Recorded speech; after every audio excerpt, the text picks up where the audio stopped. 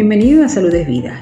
En esta oportunidad vamos a hablar con el doctor Juan Laureta, quien es neumonólogo. Vamos a hablar sobre un tema bastante común, bastante alarmante, inclusive el número de personas que sufren de EPOC, enfermedad pulmonar obstructiva crónica. Y de verdad que es muy importante tomar medidas preventivas, sobre todo concientizar a todas las personas que fuman. Mayormente son las personas que están sumergidas en este tipo de patología y por supuesto tratar cuáles son esos tratamientos que existen hoy en día, porque ya sabemos que el doctor Juan Laureta siempre está a la vanguardia con todo lo que tenga que ver estos tipos de tratamiento y por supuesto darle una mejor calidad de vida. Así que sin más preámbulos comenzamos de una vez con el doctor Juan Laureta para hablar sobre EPOC, enfermedad pulmonar obstructiva crónica. Salud es vida.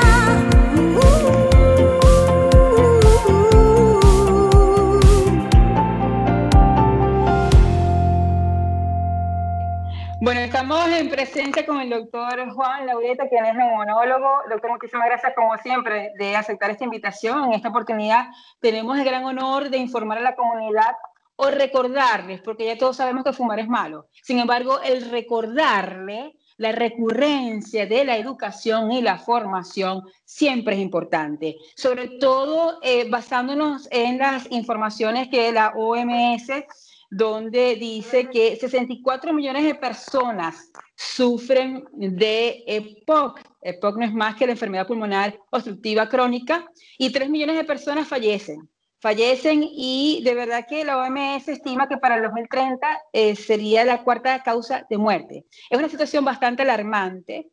El EPOC obviamente es parte, ¿no?, de una de las tantas, el cigarrillo es una de las principales causas. Sin embargo, antes de entrar en materia, me gustaría, doctor, que nos dijese qué pasa fisiológicamente dentro del pulmón, dentro de nuestro organismo, cuando se diagnostica un EPOC. Muy bien, María Ángel, bueno, una vez más, muchísimas gracias por tu invitación. Esto es un honor y un placer hablar contigo en tu excelente programa. Una vez más, gracias por la invitación de nuevo. Y este es un tema apasionante. Este es la quintesencia de nuestra especialidad, como es la de cirugía de tórax y neumonología, ¿no? El EPOC. A ver, debemos comenzar definiendo lo que es el EPOC. El EPOC es una, como tú bien lo dices, ¿no? Es una sigla de enfermedad pulmonar obstructiva.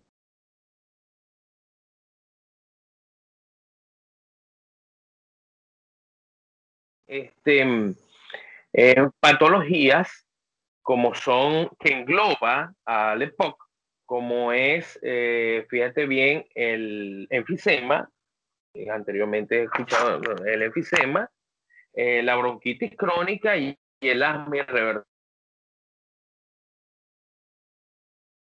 El enfisema, la bronquitis. El enfisema es un concepto anatomopatológico, ¿sí? Donde hay cambios estructurales a nivel de los bronquios terminales y los alvéolos, que son la zona importante por donde se produce el intercambio entre dióxido de carbono y el oxígeno, ¿no?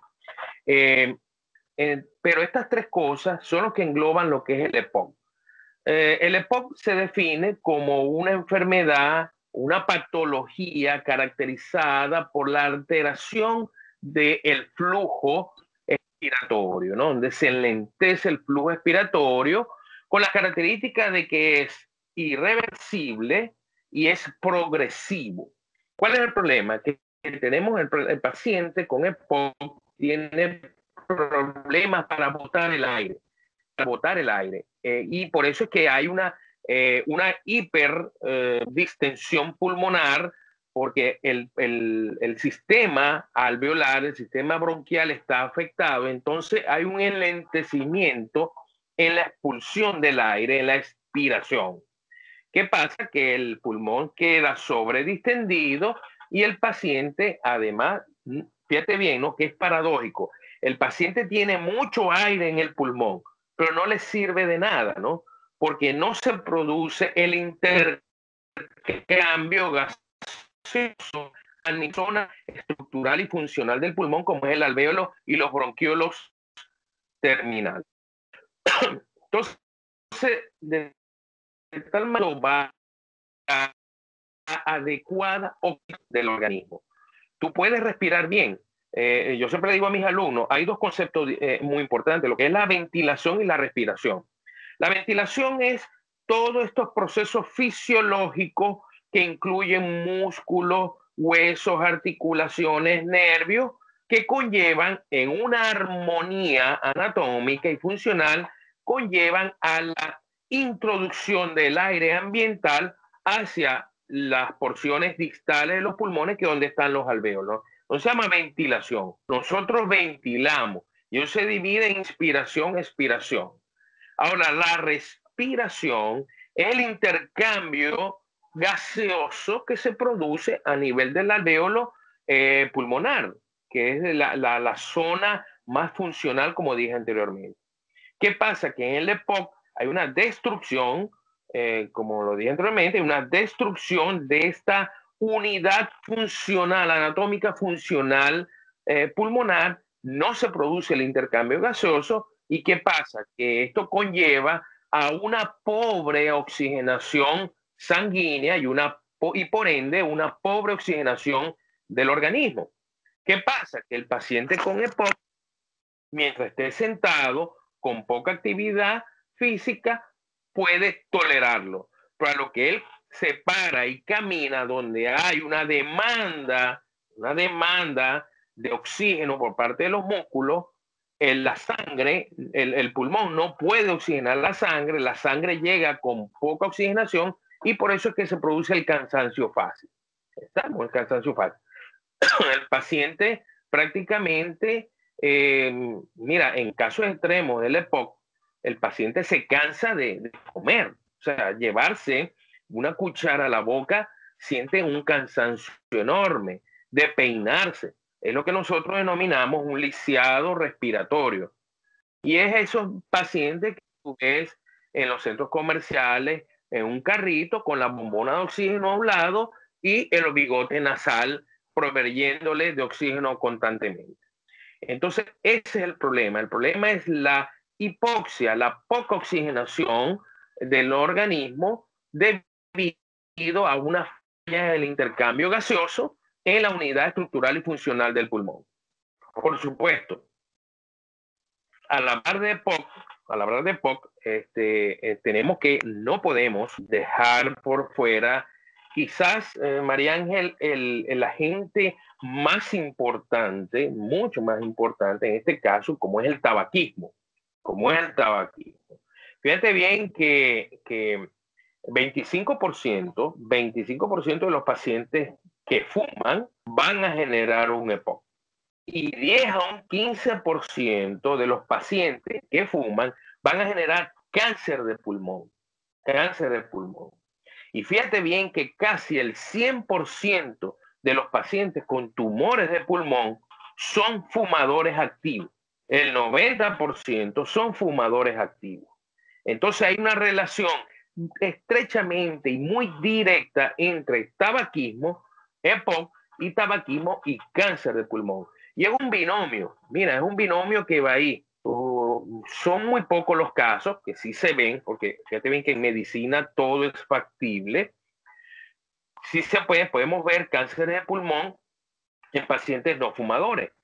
Pero te repito, el 90% de los pacientes con cáncer de pulmón son fumadores. Y en el EPOC, el 25%, repito, de los pacientes fumadores van a hacer cierto grado de EPOC, que puede ser leve, moderado, moderadamente severo. Eso depende del estado que vamos a hablar un poco más de eso, ¿no? De tal manera que, fíjate bien, yo estaba revisando, ¿no?, las causas de muerte, y fíjate bien que las primeras causas de muerte en nuestro país son primero, que se asemejan mucho a otros países, son primero el infarto cardíaco, la enfermedad isquémica cardíaca. La segunda causa es la enfermedad cerebrovascular. Y la tercera causa es el EPOC, seguido de infecciones respiratorias agudas en quinto lugar, y en cuarto lugar y en quinto lugar, tumores de pulmón y tráquea. De tal manera que fíjate bien que la patología pulmonar está englobada en las primeras 5 causas de muerte en nuestro país y en muchos países también. ¿Estamos? Sí, sí, sí. Bueno, y de hecho comencé con la OMS, donde dice que para el 2030, a escasos 9 años, sería la cuarta a nivel mundial causa de muerte gracias al EPOC. Ahora, doctor, me dijo, una de las características es esa bombita, la bombona de oxígeno con su bigote, ese cansancio extremo, pero le pregunto ahora, ¿en qué se pudiera diferenciar el EPOC con la fibrosis pulmonar? ¿Está dentro de este mismo cuadro o son patologías distintas pero con características iguales? A ver, interesante la pregunta, te explico, ¿no? En patología pulmonar casi todo se relaciona, ¿no? Te explico. El EPOC, cuando tú tienes un paciente que es fumador, el humo del cigarrillo, que tiene 1000 y pico de componentes y todos tóxicos, todos. No hay ningún componente del humo del cigarrillo que sea beneficioso para el organismo, ¿verdad? Ese humo tóxico que inhala constantemente el paciente va a producir un proceso inflamatorio dentro del parénquima pulmonar. Porque es un nocivo, ¿no? Ante el efecto nocivo, el cuerpo humano, sabio al fin y al cabo, crea mecanismos para contrarrestar ese efecto nocivo, ¿no? Como es, por lo menos, una hipersecreción de moco, es una proliferación celular acelerada, etcétera, ¿no? Entonces, ¿qué pasa? Que llega un momento, vamos a hablar de los ebóticos severos con años, en donde ya ese tejido que ha sufrido tanto trauma tóxico, vamos a decirlo así, por efecto del humo del cigarrillo, el organismo reemplaza el parénquima pulmonar normal por un parénquima, por un tejido fibroso. Fíjate bien que cuando tú tienes una cortada en la piel, hay una cicatrización, ¿verdad? Y hay una fibrosis, que eso se va después modelando, ¿no? Lo mismo pasa en el pulmón. Sencillamente hay un efecto inflamatorio severo con cambios estructurales y a la final el tejido cambia a un patrón fibroso. A ver, aquí hay una cosa muy importante también. Estos cambios que se producen son cambios a nivel celular, incluso afectando la configuración normal de la célula, María Ángel. Entonces, ¿qué pasa? Que cuando ya hay cambios estructurales en el núcleo celular, ya hay lo que se denomina las displasias y las anaplasias celulares, que no es más que la transformación de la arquitectura normal de la célula. Ahí es cuando se desencadenan los problemas de cáncer de pulmón. ¿Estamos? Tú puedes tener un EPOC, tú puedes tener un grado de fibrosis pulmonar y puedes estar generando también un cáncer de pulmón. De tal manera que sí, la respuesta es sí a tu pregunta. Puede haber una los pacientes de larga data, de más de 30, 40 años fumando con un EPOC severo, pueden tener cambios arquitectónicos en el pulmón con la aparición de una fibrosis. Una fibrosis. Por supuesto, eso es un tejido que no tiene ninguna función y eso agrava más el estado de disnea del paciente. Ok, ok. Entonces, es como dije, hay una conexión, todos se conectan y todos llegan a ser familias, inclusive, todas las patologías o todo diagnóstico. Ahora, doctor, hablando, ya vamos a entrar en los tipos de EPOC, pero me causa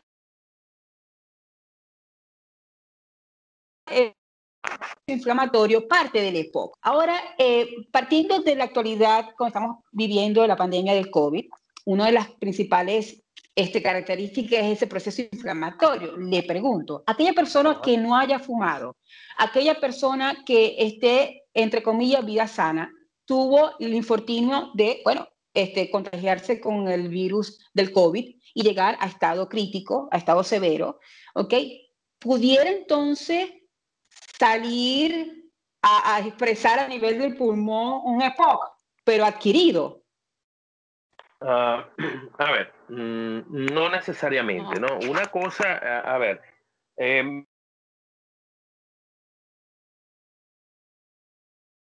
que hemos hablado anteriormente, ¿no? Acuérdate que en el EPOC hay una alteración, una destrucción de el parénquima pulmonar, de la unidad funcional pulmonar, como son los bronquiolos terminales, bronquiolos respiratorios y el alvéolo. El alvéolo es como un saco donde se acumula el oxígeno y se intercambia el oxígeno con el dióxido de carbono.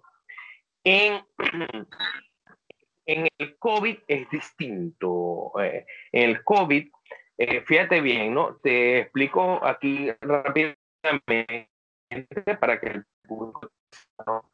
La manera funcional tenemos el alvéolo, que es un saquito, hay un espacio y al lado de ese espacio está el vaso sanguíneo, ¿no?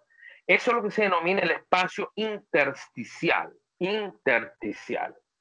¿Qué pasa en el COVID? En el COVID, el vaso sanguíneo y ese espacio intersticial sufre un problema inflamatorio. Incluso hay coagulación diseminada en esos vasos, que a la final va a producir un proceso fibrótico.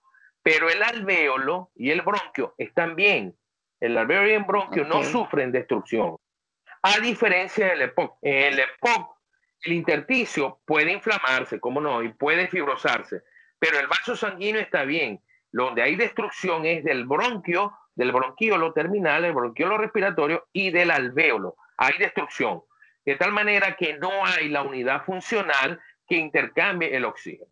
Entonces son dos cosas que producen como común denominador una fibrosis pulmonar con la subsiguiente dificultad para respirar o su disnea. En pulmón hay otras enfermedades como son las enfermedades intersticiales, que son enfermedades inflamatorias propias de este espacio intersticial, propias. No afecta ni vascular ni nada. Hay un sinfín, hay más de 150 enfermedades intersticiales y todas llevan a eso, a un proceso inflamatorio fibroso del intersticio que interviene o hace que no se produzca adecuadamente el intercambio gaseoso entre la arteria pulmonar, la vena pulmonar que lleva sangre oxigenada y el alvéolo. ¿Estamos? Ok, ahora entramos entonces a los tipos de EPOC. ¿Se puede llamar tipos o grados de EPOC, doctor?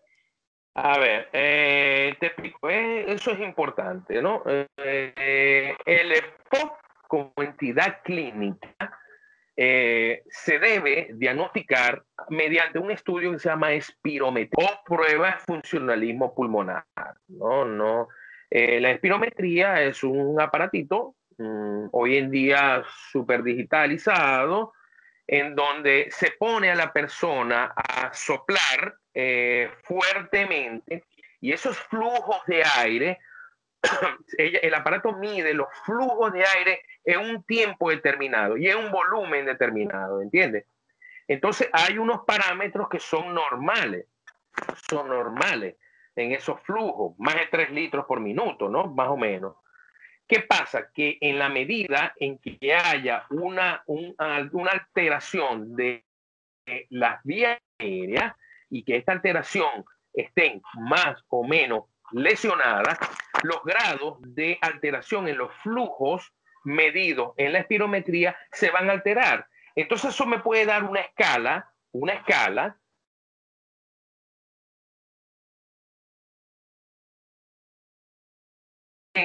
del problema restrictivo, que eso es otra cosa, en donde hay una falla de la elasticidad pulmonar, ¿verdad? Las vías aéreas están bien, pero el parénquima elástico del pulmón se altera, entonces el pulmón pierde la capacidad de expansibilidad, ¿verdad? Entonces, ¿qué pasa? Que en la espirometría es la que me permite a mí catalogar o encasillar al paciente en una enfermedad restrictiva u obstructiva. Si es obstructiva, estamos hablando de EPOC. Y si es obstructiva y EPOC, nos encasillamos en una forma leve, moderada, moderadamente severa y severa. Y eso lo va a dar dependiendo del grado de obstrucción o del grado de déficit en estos volúmenes. Usualmente, a manera rápida, ¿no? Valores por encima del 80% son valores normales. Ya cuando comienza a bajar de 80%, ya comienza a catalogar como enfermedad obstructiva. Indistintamente, los grados, por supuesto, mientras un grado más severo, el paciente va a tener mayor dificultad para respirar, va a tener mayor, ¿cómo decir?, cansancio a la hora de realizar cualquier actividad física. ¿Estamos? Incluso con EPOC, ya con mucho tiempo, se pueden juntar las dos patologías, la restrictiva y la obstructiva, porque precisamente es este cuadro fibroso pulmonar que va a dar a su vez una pérdida de la elasticidad pulmonar y va a dar un patrón a su vez restrictivo. Entonces podemos tener lo que se denomina un patrón mixto, obstructivo y restrictivo. Y restrictivo. Ahora, doctor, aparte de la espirometría, ¿existe otro examen complementario o únicamente con este ya pueden ver a todos sus niveles el grado de EPOC, si sea destructivo o restrictivo? O sea, porque ayer casualmente estaba con un cirujano de columna mínimamente invasivo y él decía, no, mira, yo necesito una tomografía y una resonancia. No es que o uno o el otro, es que los dos se complementan. Le pregunto, ¿ustedes nada más con la espirometría pueden dar un diagnóstico asertivo? A ver, cuando tú vas o comienzas el abordaje de un paciente con que tú pienses que tenga un EPOC, lo primero es el examen clínico, que tú tienes que hacerlo, ¿no? Y el examen clínico que es primordial. O sea, yo no puedo saltarme pasos, irme a una tomografía, en una espirometría, sino primero valoro desde el punto de vista clínico al paciente. Y por supuesto, ya el simple hecho de evaluar desde el punto de vista clínico al paciente, ya eso me dice a mí la posible presencia o no de EPOC. Como por ejemplo, el paciente con EPOC usualmente tiene el tórax expandido, mantiene un tórax expandido. El paciente con EPOC le cuesta respirar, utiliza músculos superiores, que es lo que se denomina el tiraje intercostal. Los músculos intercostales se contraen también para ayudar al diafragma, que es el músculo respiratorio por excelencia, a que el paciente pueda respirar bien, ¿no? Usualmente son pacientes flacos, delgados, son pacientes que se mueven poco, que les cuesta hablar, ¿no? A la ocultación hay, por supuesto, un silencio. Tú ocultas al paciente, normalmente cuando tú pones un estetoscopio en el tórax, ruido vesicular normal, en estos pacientes ese murmullo, ese ruido es muy disminuido, incluso a veces abolido, porque precisamente, ¿qué produce ese ruido? El flujo de aire que entra produce una turbulencia en las vías aéreas. Si el aire está disminuido, no entra en forma adecuada, no va a producir esta turbulencia y hay prácticamente un silencio a la ocultación, ¿no? Eso desde el punto de vista clínico. Incluso tú le mides la saturación y puede tener una saturación baja. ¿Por qué? Porque no realiza el intercambio gasoso adecuado y el paciente está en hipoxia. A ver, además de esto, además en la clínica, por supuesto, María Ángel, por supuesto, los estudios por imágenes. Y dentro de los estudios por imágenes está la tomografía de tórax. La tomografía de tórax es primero que todo, es la radiografía convencional, el tele de tórax, ¿no?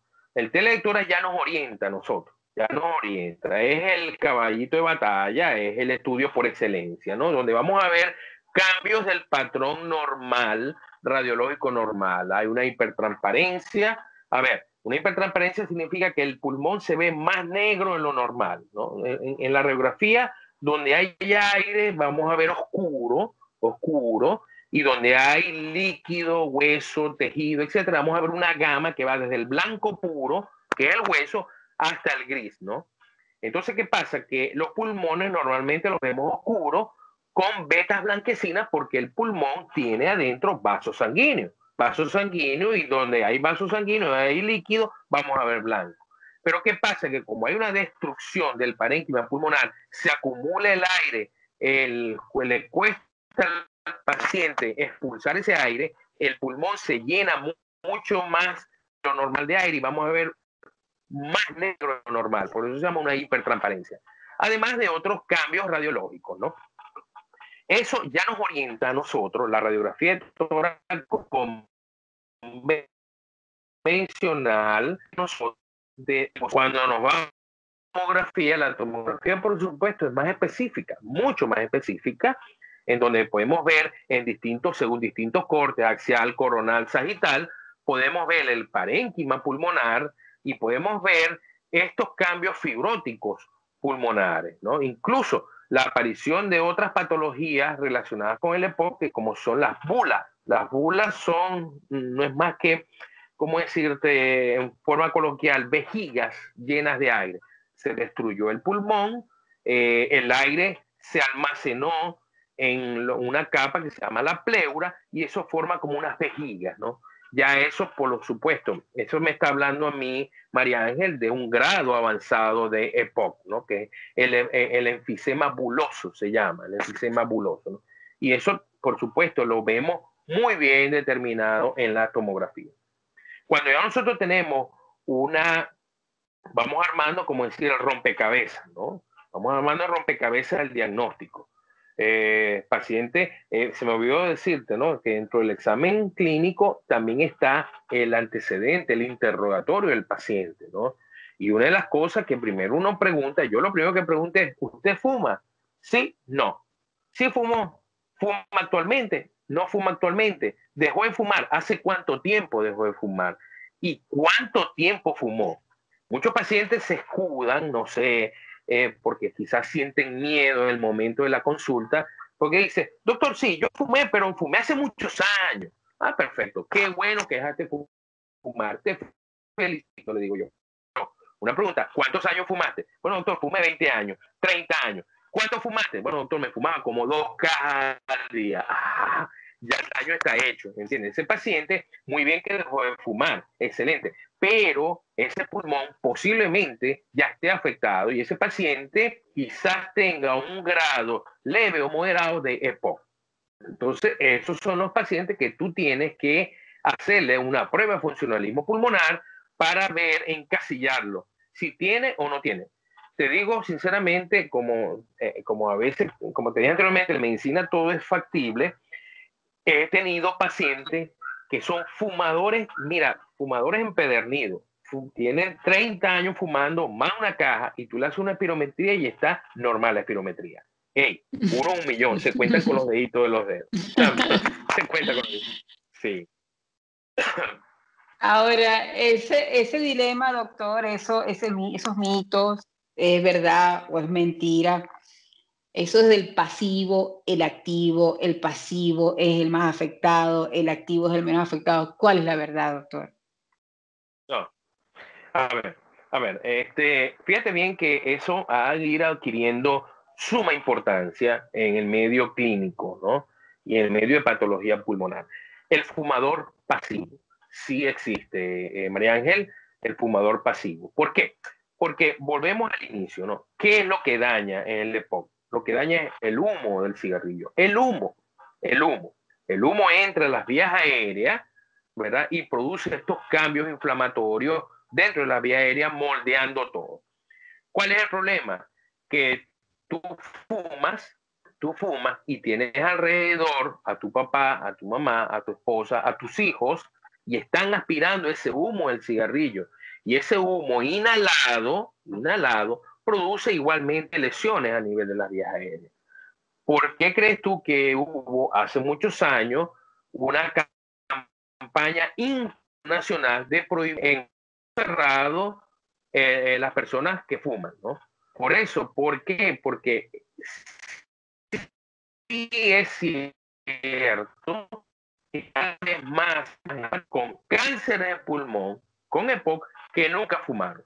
Pero cuando se les realiza un antecedente, se les interroga, específicamente me dicen, sí, mi papá, mi mamá fumaba y estábamos encerrados en un cuarto y ellos fumaban. Mi esposo fumaba muchos años y yo aspiraba ese humo del cigarrillo. De tal manera que sí es cierto, no es ningún mito. He tenido, desgraciadamente he visto pacientes jóvenes no fumadores con cáncer de pulmón. Y una de las cosas que se recoge es que precisamente son hijos de padres fumadores, de más de 1 o 2 cajas al día. Entonces sí es cierto, María. Al igual que, mira, disculpa, al igual que otra cosa que quería aclarar, ¿no? Que yo sé que me lo vas a preguntar, que yo sé que venía por ahí la pregunta. El cigarrillo electrónico, el arguil, etcétera, ¿no? Fíjate bien, el cigarrillo electrónico ya fue prohibido por la FDA. Fue prohibido por la FDA. Eso no contribuye para nada en dejar de fumar. Al contrario, fíjate bien que eso produce una combustión de un líquido que puede estar aromatizado y todo, pero produce una combustión, produce un humo que se aspira y ese humo produce igualmente lesión en las vías aéreas, igual que el arguil. Todo el tipo de humo que tú lleves a las vías aéreas inferiores te va a producir lesión. Incluso la marihuana inhalada produce cambios a nivel alveolo, bronquioalveolar, igual que el humo del cigarrillo. Y algo que afortunadamente en nuestro medio, María Ángel, ya poco se ve, afortunadamente, que el humo de la leña. Los pacientes que veíamos mucho en los Andes, que cocinaban con leña, esas señoras hacían EPOC, ¿verdad? Hacían EPOC porque ese humo de leña, un sitio cerrado, ellos lo aspiraban y eso también les producía lesiones a nivel de las vías aéreas inferiores. De tal manera que, volviendo a tu pregunta y enfatizándote en tu respuesta, sí es cierto, no es ningún mito lo del fumador pasivo. Sí existe y se deben tomar las medidas para evitar que una persona fume en un medio cerrado. Basándonos en las medidas, doctor, muchas de las medidas, llámese en matrimonios, ¿ok? Le dice la esposa, bueno, la esposa no fuma, el esposo sí fuma. Entonces llegan a un acuerdo, ¿ok? Cuando tú fumas, te sales de la casa, fumas afuera y viene ese olor que se impregna en la piel, doctor. ¿Qué pasa con ese? Porque eso se impregna en la piel de tal magnitud que quizás, le pregunto, ¿pudiera ser igual de daño o ya con el solo hecho de botar el humo afuera ya estamos a salvo? No. En verdad eso no tiene nada que ver, María Ángel. Te repito, el problema es el humo. Si tú inhalas el humo, Okay. ahí es donde vas a tener problemas, ¿no? Sí, por supuesto, el olor a cigarrillo es desagradable.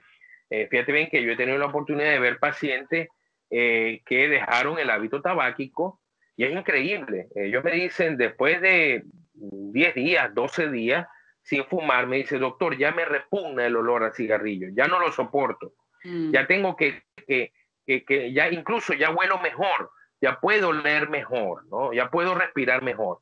En verdad es el humo, María Ángel.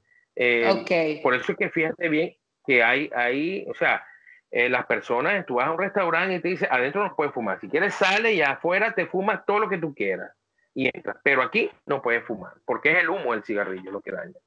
Ok, inclusive hay personas que increíblemente fuman dentro de sus carros, con las ventanas arriba, una cosa, entonces es una cámara de humo, cuando fuman dentro de los vehículos, ¿no? Que es más grave la situación. Claro, claro. Mientras más cerrado el ambiente y mayor cantidad de humo, mayor aspiras ese humo, mayor es el riesgo de enfermarte, ¿entiendes? Mayor es el riesgo. Entonces hay que tratar de concientizar a las personas que tienen familiares que fuman, tienen que tratar de concientizar de que tienes que estar fuera del área, fumar en espacios abiertos, antes de, y no fumar en sitios cerrados dentro de la casa, por supuesto. Doctor, usted, vamos a entrar en el área como cirujano de tórax. Sabemos que este es un daño irreversible. Sin embargo, hemos sabido y hay teorías, hay artículos donde parte del tratamiento pudiese ser trasplante de pulmón. ¿Es factible en este caso? ¿Vale la pena, doctor? A ver, bueno, el trasplante de pulmón en pacientes hebóticos tiene que ser pacientes muy bien estudiados. Eso deben cumplir ciertos parámetros, ciertos requisitos que son muy importantes, ¿no? No cualquier persona con EPOC puede ser sometido a un trasplante pulmonar, ¿no?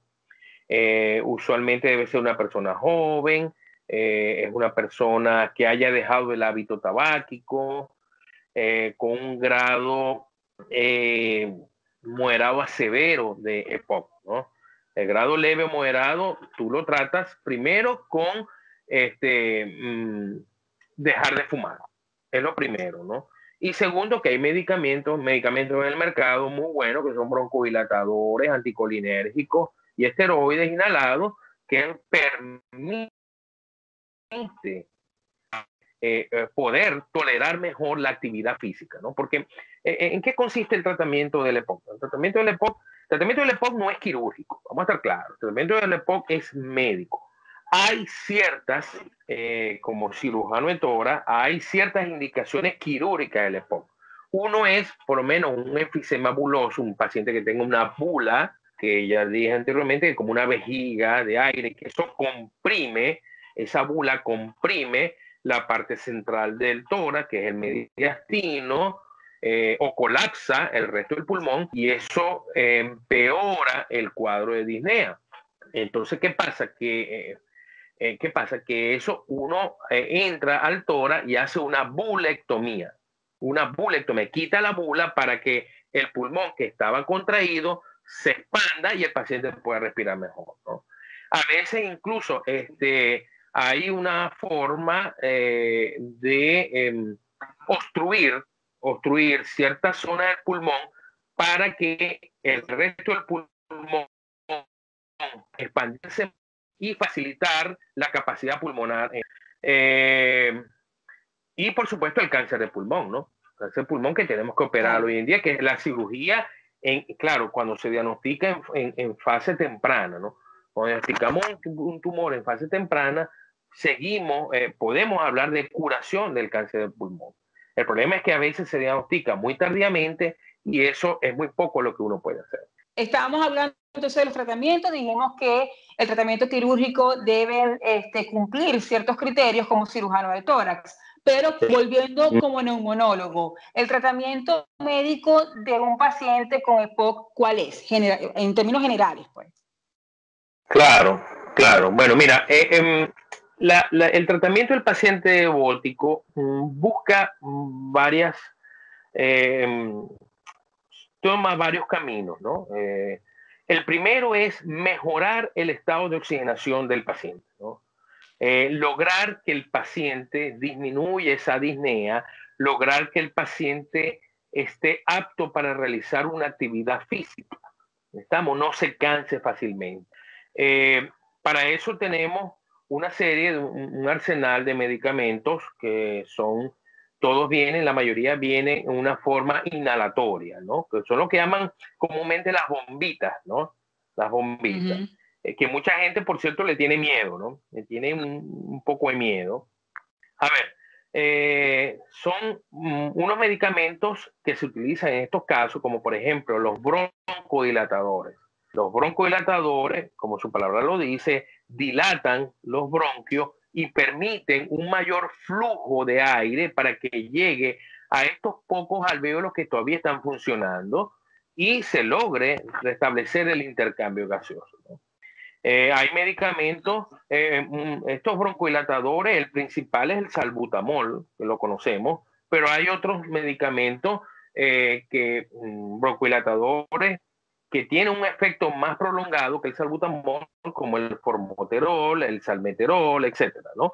Que tienen la capacidad de ser administrados en menos tiempo, en menos dosis, y tener un efecto mucho más prolongado, mucho más duradero que el salbutamol.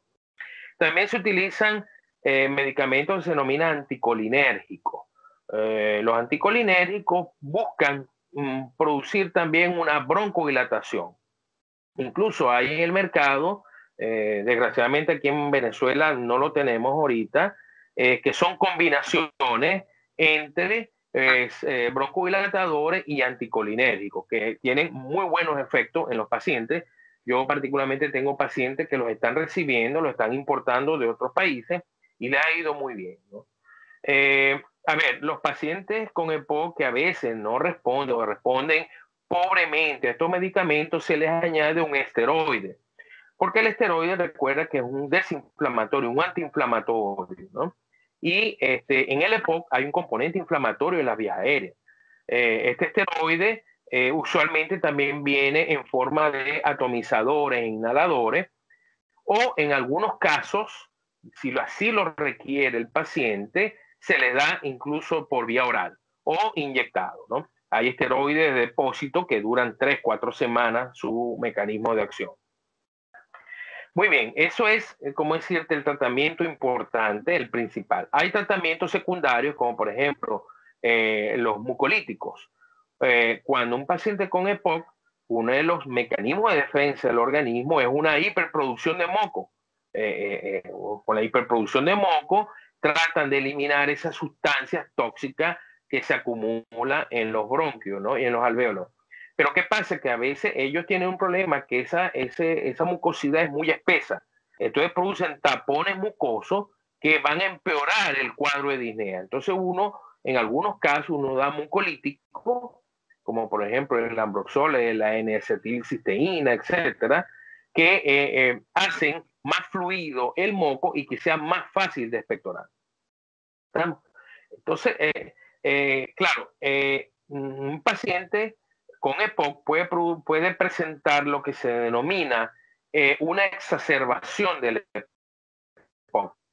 La exacerbación del EPOC es un paciente con EPOC que empeora su cuadro de EPOC. Entonces se caracteriza por fiebre, dificultad para respirar aumentada, ¿verdad? Y expectoración muy abundante y purulenta, ¿no? Eso es una exacerbación de EPOC. Paciente con exacerbación de EPOC es indicativo el ingreso una hospitalización y debe recibir tratamiento. Uno de los tratamientos importantes de la exacerbación del EPOC es el antibiótico. ¿Por qué? Porque hay una proliferación bacteriana. Recuerda que uno inhala aire ambiental que está contaminado. Claro, el sistema de filtraje, filtrado, que comienza por la nariz, la faringe, precisamente los cilios, que son como unos deditos que están en los bronquios que hacen que expulsen el moco y esa sustancia hacia afuera. Eso se encarga de limpiar el aire que nosotros estamos inhalando. Pero los pacientes con EPOC, este tejido ha sido modificado, ya no tienen esta capacidad de limpieza de las vías aéreas. Entonces, ¿qué pasa? Que hay una sobreinfección bacteriana en estos casos y el paciente, además del EPOC, puede producir una neumonía que va a empeorar el cuadro clínico. Entonces, ¿qué pasa? Entonces, que estos pacientes tienen que recibir tratamiento endovenoso. De antibióticos de amplio espectro para bacterias que usualmente pueden estar en la vía bucal, en la vía nasal, o sencillamente bacterias que son Por supuesto, siempre hay que aclarar, doctor, y recordar que cada tratamiento es personalizado.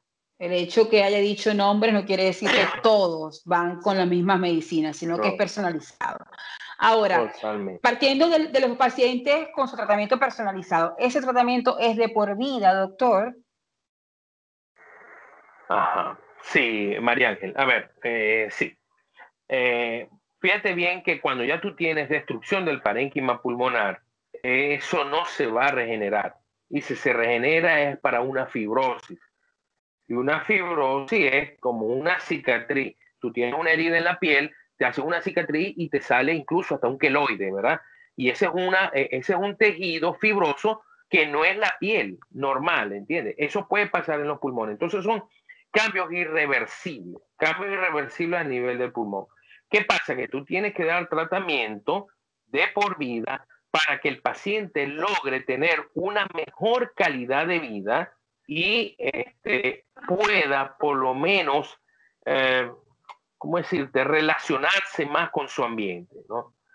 Porque si no, yo tengo pacientes, desgraciadamente, porque ellos, a pesar de estar con el oxígeno, se levantan y se cansan. Son dependientes de oxígeno. No, fueron pacientes muy fumadores de larga data, ¿no? Pero el uso de inhaladores, el inhalador en estos pacientes es de por vida, de por vida. Así como yo les digo a mis pacientes, así como el hipertenso todos los días tiene que tomarse su pastillita para prevenir que se le suba la tensión, el paciente diabético todos los días, o incluso el paciente asmático, todos los días debe recibir su tratamiento. ¿Cuál es la diferencia entre el hipertenso y el asmático o el ebótico? Que el hipertenso, el medicamento es una pastilla, que tiene que ir a la cocina, sacar la pastilla, sacar un vaso de agua, tomársela y devolverse al cuarto. ¿Cuál es la ventaja del paciente con un problema pulmonar que tiene un inhalador? Que en su cuarto lo agarra, se coloca la dosis y ya está. Y eso llega inmediatamente a las vías aéreas y cumplen su efecto inmediatamente en la vía aérea. Creo que es uno de los mejores inventos en cuanto a terapéutica que se hayan podido inventar, los inhaladores. ¿Por qué? Porque llegan directamente. Cuando tú te tomas una pastilla, María Ángel, eso lleva un proceso metabólico. Eso tiene que llegar al estómago, disgregarse, después llegar al intestino, absorberse, pasar al hígado, después pasar por vía pulmonar al corazón y después pasar a la aorta y de ahí llevarla con la sangre para que llegue al organismo. El inhalador no, el inhalador tú te das tus 2, 3 puffs y eso llega directamente a la vía aérea y cumple su función. De manera que hay personas que todavía uno le explica eso y le tienen miedo al inhalador. Dice, doctor, me han dicho que se me va a explotar el corazón y que eso me va a producir adicción. Yo le digo, mira, quédate tranquila que estos inhaladores no tienen ni cocaína, ni marihuana, ni LSD, ni nada.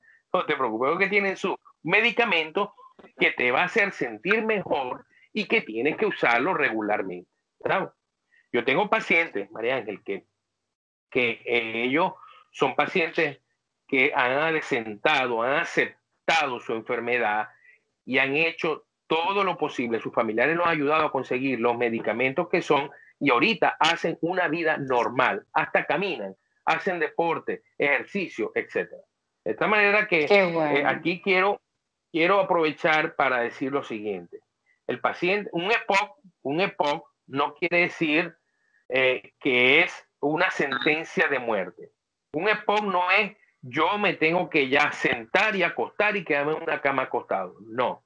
Un EPOC es una enfermedad que requiere su tratamiento, adecuar su tratamiento, que hay medicamentos que se consumen y que le mejora muchísimo su estatus de vida, llegando a un momento en que pueden hacer su vida. Hay EPOC que son muy severos y mira, en verdad es difícil sacarlos de ahí. O sea, irremediablemente el paciente tiene que estar en una silla de ruedas, tiene que estar en una cama, tienen que asistirlo, tienen que alimentarlo. Pero eso afortunadamente es muy poco, ¿no? Son muy pocos los pacientes que llegan hasta ese extremo. Usualmente tú ves el paciente bótico leve, moderado, que puede hacer su vida normal. Ok, doctor, la pregunta que quería unirla, ¿no? Que ya estamos viendo, estamos dando el mensaje de concientización bueno, educación, pues, para recordar lo malo que es el tabaquismo. Sin embargo, doctor, hay otro tipo de humos nocivos, como son aquellas personas que están expuestas en las petroquímicas, en las ciudades que, bueno, la contaminación ambiental es nefasta, de México, cualquier cantidad de países o ciudades donde hay mucha carga a nivel ambiental, ¿no? ¿Qué hacer con esas personas? ¿Cuál es el pronóstico? ¿Cuáles son las principales recomendaciones? Hoy estamos sumergidos en esta pandemia y el mundo está con una mascarilla, pero después que se cumplen los procesos de vacunación, que esperemos que sea en 1 año y medio, no sé, todo lo dirá la ciencia y el tiempo.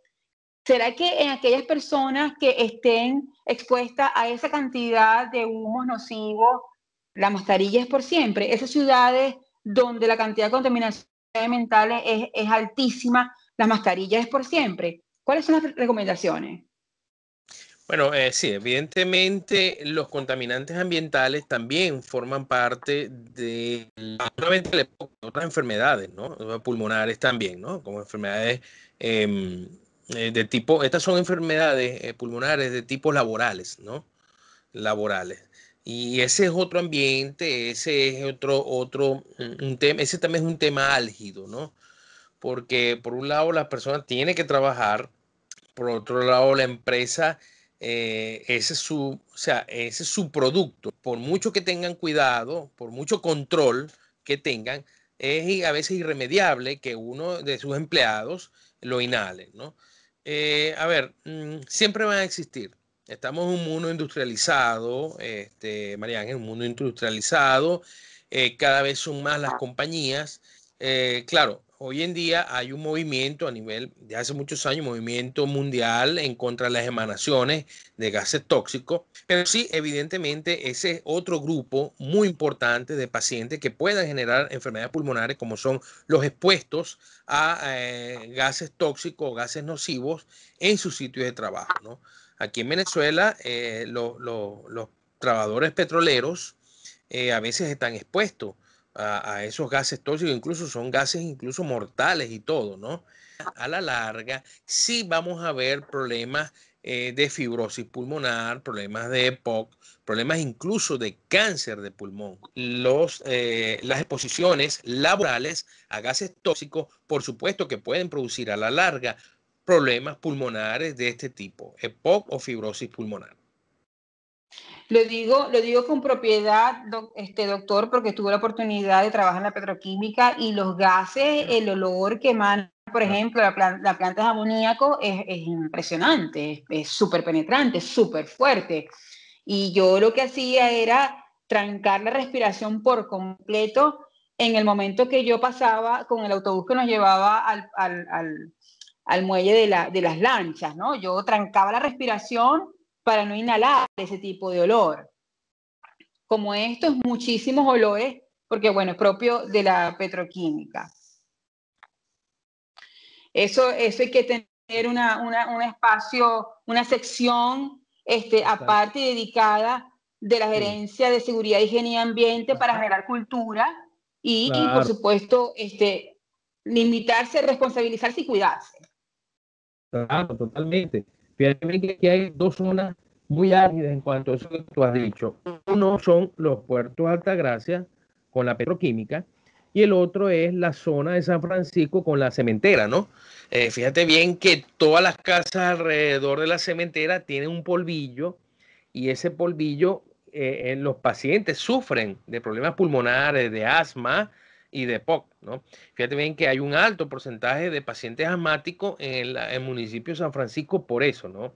Doctor, muchísimas gracias. Yo creo que mejor explicado no pudo ser. Yo creo que las personas tienen que entender sí o sí de tomar conciencia y por supuesto la buena noticia es que hay tratamiento médico para generarle una mejor calidad de vida a aquellas personas que ya llegaron tarde, porque hay un daño ya y ya es irreversible el no pisar el EPOC como tal, ¿no? y yo estoy segura que la medicina va a seguir avanzando y los tratamientos van a seguir cada vez más efectivos y más prácticos. Y por supuesto, usted a la vanguardia con todos estos tipos de tratamientos.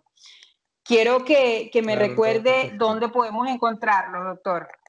Me pueden conseguir en mi consulta privada en la Clínica Falcón de lunes a viernes de 8 de la mañana a 11 de la mañana, todos los días. Y por mis redes sociales, en Instagram, Juan F. Laureta, y el Hospital Universitario de Maracaibo, donde yo soy el jefe de servicio, el servicio de cirugía de tórax, y el coordinador del posgrado también. También estamos a la orden, cualquier persona que necesite de nuestro servicio. Y quiero ratificarte a ti, María Ángel. Muchas gracias por tu invitación. Creo que ha sido excelente. Es un tema, escogiste un tema muy importante, que siempre hay que hablar de POC y de cáncer de pulmón y de patología pulmonar, ¿no? Muy agradecido contigo por esta invitación. Muchas gracias a usted, doctor, y por supuesto estaremos juntos en una nueva oportunidad. Salud, vida.